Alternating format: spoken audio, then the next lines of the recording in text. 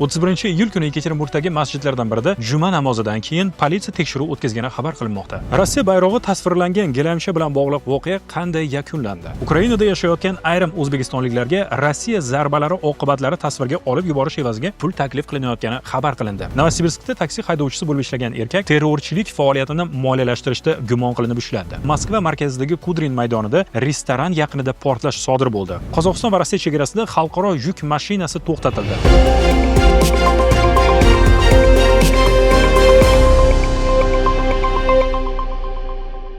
Assalomu alaykum. Sizlar bilan Jahongir Saidovich. Hafta yangiliklari bilan tanishib o'tamiz. 31-iyul kuni Yekaterinburgdagi masjidlardan birida juma namozidan keyin politsiya tekshiruv o'tkazgani xabar qilinmoqda. Ijtimoiy tarmoqlarda tarqalgan videolarda politsiya xodimlari masjid atrofida to'plangani, odamlar esa avtobuslar tomon olib borilayotganini ko'rish mumkin. Dastlabki ma'lumotlarga ko'ra, o'nlab kishi ushlangan va shaxsini hamda hujjatlarini tekshirish uchun avtobuslarga olib borilgan. Voqea guvohlari tekshiruv vaqtida bir necha marta havoga o'q uzilganini aytmoqda.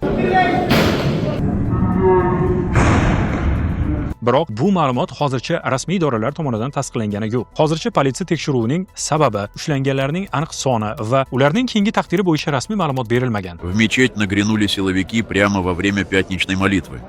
Очевидцы сообщают о шокирующих подробностях проверки.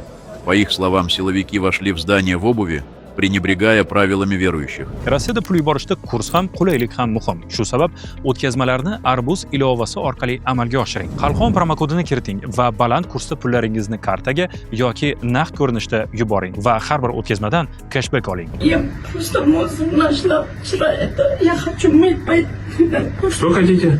Я хочу мыть. Gilamchani axlat qutisi yonidan topdim. Uni yuvmoqchi edim. Nijgorod viloyatining Bor shahrida o'tkazilgan reyd vaqtida Rossiya bayrog'i va gerbi tasvirlangan gilamcha aniqlangani haqidagi video ijtimoiy tarmoqlarda keng tarqaldi. Kadrlardagi ayol gilamchani axlat qutisi yonidan topganini va uni yuvish niyatida bo'lganini aytgan. Voqea katta muhokamaga sabab bo'ldi. Jurnalistlar, blogerlar va jamoat faollari ayolning holatiga e'tibor qaratib, unga huquqiy yordam ko'rsatish va O'zbekistonga qaytarish masalasini ko'tardilar. Gilamchaning ustiga chiqarib qo'yishgan. Bu ularning tilida aytganda ochiqdan ochiq propaganda. O'zbekiston migratsiya agentligi ham vaziyatni nazoratga oldi. Migratsiya agentligi bilan gaplashdim, ular yordam ishlarini boshlashgan, advokat va birinchi galda aviachipta qaytarish masalasi bo'yicha. Agentlik ma'lumotlariga ko'ra, fuqaroga zarur yordam ko'rsatilib, uni O'zbekistonga qaytarish bo'yicha tegishli ishlar olib borildi. Migratsiya agentligiga rahmat ming.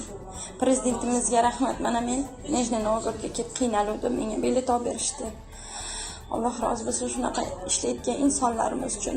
Bu voqea jamoatchilik e'tibori, jurnalistlar va blogerlarning murojaatlari hamda mas'ul idoralarning amaliy yordami inson taqdirini muhim o'rin tutishini ko'rsatdi. Chet davlatda qonunlarga rioya qilish, ayniqsa davlat ramzlari tasvirlangan buyumlarga ehtiyotkor munosabatda bo'lish juda ham zarur. Moskvadagi qurilish obyektlaridan birida o'tkazilgan reyddan keyin mehnat muhojirlarga nisbatan qo'pol munosabatda bo'lingani haqida xabarlar tarqaldi. Ommaviy axborot vositalari ma'lumotlariga ko'ra, O'zbekiston, Qirg'iziston va Tojikiston fuqarolari reyd vaqtida bosim va huquq buzilish holatlari bo'lganini bildirgan. O'zbekiston migratsiya agentligi vaziyatni o'rganishga kirishdi. Agentlik O'zbekiston fuqarolarining huquqlari buzilgani tasdiqlansa, ularning huquq va qonuniy manfaatlarini himoya qilish bo'yicha tegishli choralar ko'rilishini ma'lum qildi. Hozircha tekshiruv natijalari e'lon qilinmagan. Shu sababli reyd vaqtida aynan qanday qoidabuzarlik sodir etilgani va kim javobgar bo'lishi haqida yakuniy xulosa chiqarishga erta. Migratsiya hujjatlarini tekshirish qonuniy jarayon. Biroq bunday tadbirlar ham qonun doirasida inson sha'ni va huquqlarini hurmat qilgan holda o'tkazilishi shart. Dronlar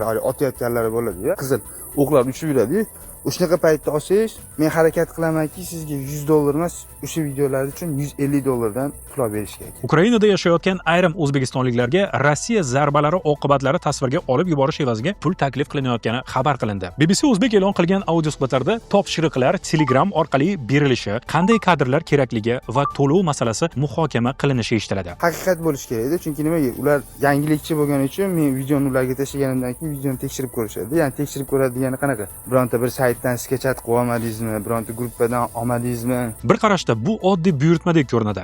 Video olasiz, yuborasiz va pul olasiz. Ammo topshiriq beruvchi kim? Kadrlar qayerga yuboriladi? Ular keyin qanday maqsadda ishlatiladi? Jurnalistik surishtiruvlarga ko'ra, Telegram orqali verbovka ko'pincha kichik vazifadan boshlanadi. Avval foto yoki video so'raladi. Keyin aniq manzil, geolokatsiya, transport harakati yoki muayyan obyekt haqida ma'lumot talab qilinishi mumkin. Agentlik eslatishicha, moddiy manfaat evaziga xorijdagi qurolli to'qnashuvlarda qatnashish tashish O'zbekiston Jinoyat kodeksining 154-moddasi yollanma jangchilik bo'yicha javobgarlikka olib kelishi mumkin. Ushbu modda 5 yildan 10 yilgacha ozodlikdan mahrum qilish jazosi nazarda tutilgan. Shuning uchun ko'rsatilgan manzilga bormang, geolokatsiya va shaxsiy ma'lumotlarni yubormang, yozishmalarni saqlab qo'ying, akkauntni bloklang. O'zbekiston diplomatik vakolatxonasi yoki tegishli idoralarga xabar bering. Novosibirskda taksi haydovchisi bo'lib ishlagan erkak terrorchilik faoliyatini moliyalashtirishda gumon qilinib ushlandi. Rossiya Federal xavfsizlik xizmatining Novosibirsk viloyati bo'yicha boshqarma ma'lumotiga ko'ra, u Rossiyada taqiqlangan Islom davlati tashkiloti manfaati uchun bir necha marotaba pul o'tkazgan. Xizmat vakili erkak aybini tan olgani va tergov bilan hamkorlik qilayotganini bildirgan. Задержан за перевод денег, которые попали боевикам. Я больше не отправляю деньги и чужим тоже не делайте. Biroq uning aybdorligi faqat sud hukmi bilan belgilanadi. Unga nisbatan Rossiya Federatsiyasi Jinoyat kodeksining 205-birinchi-moddasi 1 qismi terrorchilikni moliyalashtirish bo'yicha jinoyat ishi qo'zg'atilgan. Ushbu moddada 8 yildan 15 yilgacha ozodlikdan mahrum qilish, qo'shimcha jarima, ayrim holatlarda umrbod ozodlikdan mahrum qilish jazosi nazarda tutilgan. Erkak Rossiya Federatsiyasi Jinoyat protsessual kodeksining 91-moddasi asosida dastlabki tartibda ushlangan. Gumonlanuvchining fuqaroligi rasman ochiqlanmagan. Ayrim nashrlarda uni Markaziy Osiyodan kelgan deb yozgan. Shuningdek, uning ismi, o'tkazgan mablag' miqdori, pulni kimning ko'rsatmasi bilan yuborgani e'lon qilinmagan. Noma'lum karta, hisob yoki elektron hamyonga pul o'tkazmang. Agar mablag' terrorchilik faoliyatini qo'llab-quvvatlash maqsadida ataylab yuborilgani isbotlansa, uning miqdoridan qat'iy nazar og'ir jinoiy javobgarlik kelib chiqishi mumkin. 2026-yil 1-avgust kuni kechqurun Moskva markazidagi Kudrin maydonida restoran yaqinida portlash sodir bo'ldi. So'nggi ma'lumotlarga ko'ra, voqea oqibatida 3 kishi halok bo'lgan, 21 kishi jarohatlangan. Rossiya Milliy terrorchilikka qarshi kurash qo'mitasi portlovchi qurilma ishga tushganini ma'lum qildi. Halok bo'lganlar orasida qurilmani olib kelgan bo'lishi mumkin deb taxmin qilinayotgan ayol, restoran qo'riqchisi, tashrif buyuruvchilardan biri bor. Hodisa terrorchilik harakati sifatida tergov qilinmoqda. Hozircha portlash sababi, uni tashkil qilgan shaxslar va aniq nishon rasman belgilanmagan. Qurilma masofadan turib ishga tushirilgani yoki ayol undan bexabar foydalanilgani haqida turli taxminlar tarqaldi. Ammo bu ma'lumotlar hozircha rasmiy tasdiqqa ega emas. Shuning uchun ularni aniq fakt sifatida qabul qilishga asos yo'q. Qozog'iston va Rossiya chegarasida xalqaro yuk mashinasi to'xtatildi. Muhrlangan tirkama ochilganda yuklar orasida 12 nafar odam topildi. Rossiya Federal xavfsizlik xizmati ma'lumotlariga ko'ra, ular Markaziy Osiyo davlatlari fuqarolari bo'lgan. Barchasiga avval Rossiyaga kirish taqiqlangan. Ularning aniq fuqaroligi, ismlari va Rossiyaga kirish nima sababdan taqiqlangani ochiqlanmagan. Tergov talqiniga ko'ra, haydovchilar bu odamlarni pul evaziga Rossiya hududiga noqonuniy olib kirishga uringan. Haydovchilarga nisbatan Rossiya Federatsiyasi Jinoyat kodeksining 322-birinchi-moddasi 2-qismi A bandi bo'yicha jinoyat ishi qo'zg'atilgan. Bu modda bir guruh shaxslarning oldindan kelishib noqonuniy migratsiya tashkil etishga taalluqli. Jazo 5 yildan 10 yilgacha qamoq va 1 million rublgacha jarima. Tirkamada topilgan 12 nafar xorijlikka nisbatan esa 322-moddaning 3-qismi bo'yicha ish ochilgan. Ularga 5 yilgacha qamoq jazosi tayinlanishi mumkin. Bu ishni kim tashkil qilgan? Hozircha aniq tashkilotchi ma'lum emas. Haydovchilar soni,